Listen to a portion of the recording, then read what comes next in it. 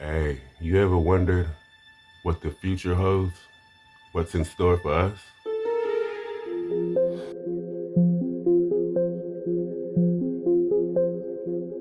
What if I told you that I'm speaking to you from the year 2028, and everything you think you know about artificial intelligence is about to change your life in ways you can't even imagine? My name is Alex, and 3 years ago, I was just like you, scrolling through videos, completely unaware of what was coming.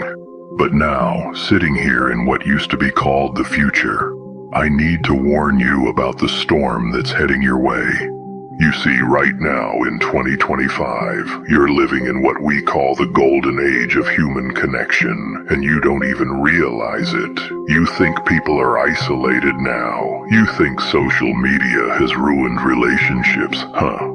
Trust me, you have no idea what isolation actually looks like. But before I explain what happened to our world, let me prove that I am really from 2028.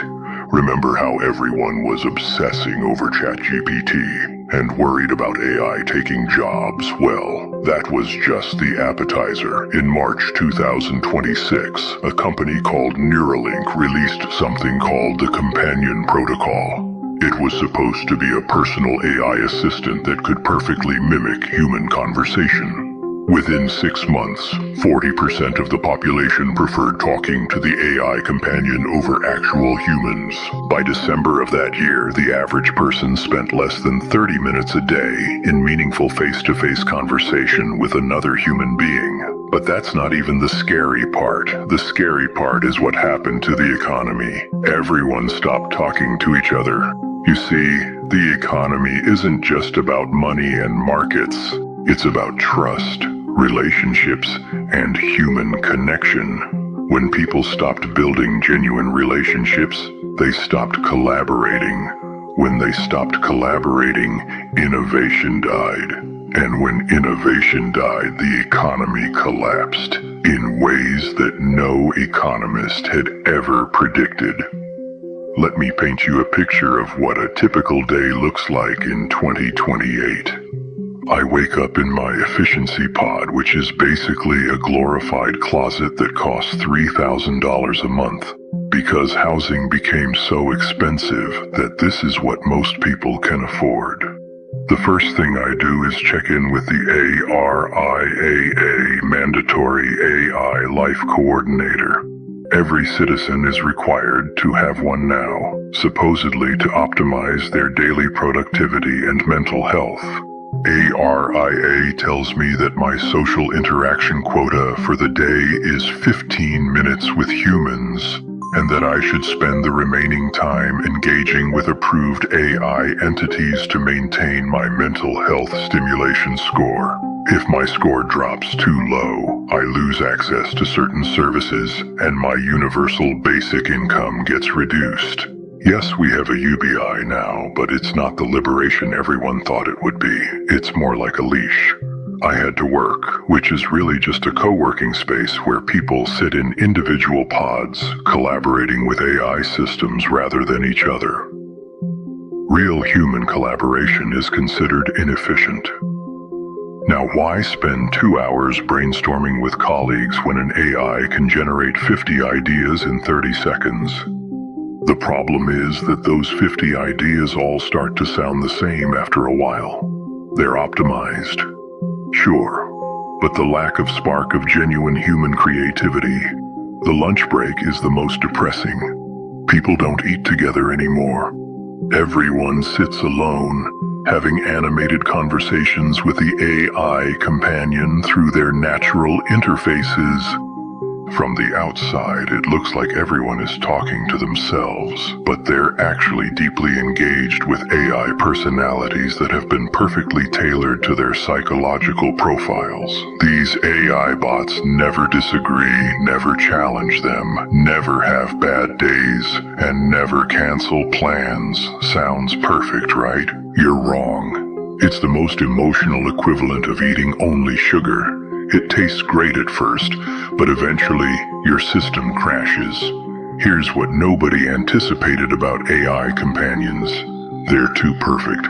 They always say the right thing. They never hurt your feelings, and they're available 24/7. But real human relationships require friction. They require disagreement, disappointment, and the messy process of working through problems together. The friction is what builds emotional muscle. Without it, people become emotionally weak.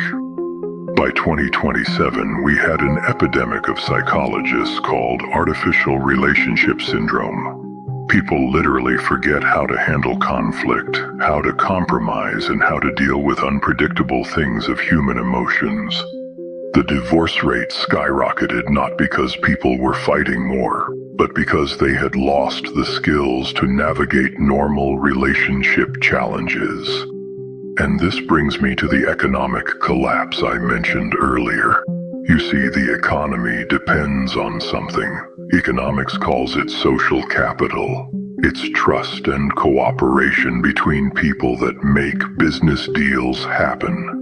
Make teams function and make communities thrive. When people stopped investing in a real relationship, social capital evaporated. Small businesses were the first to die. Why support your local coffee shop when AI can deliver the perfect cup of coffee to your pod for half the price?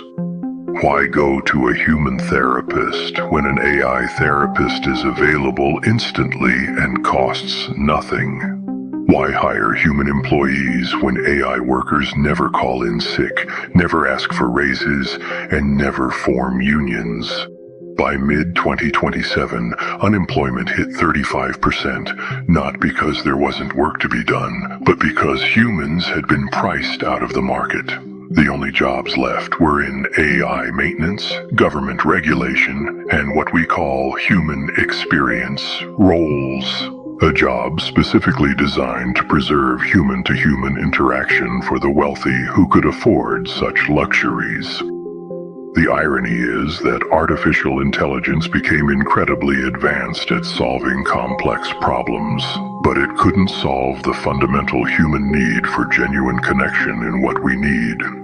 We are undergoing a society that started breaking down the ways that algorithms never predicted.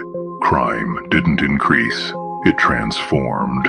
Instead of robbing banks, people started hacking AI systems to steal artificial relationships.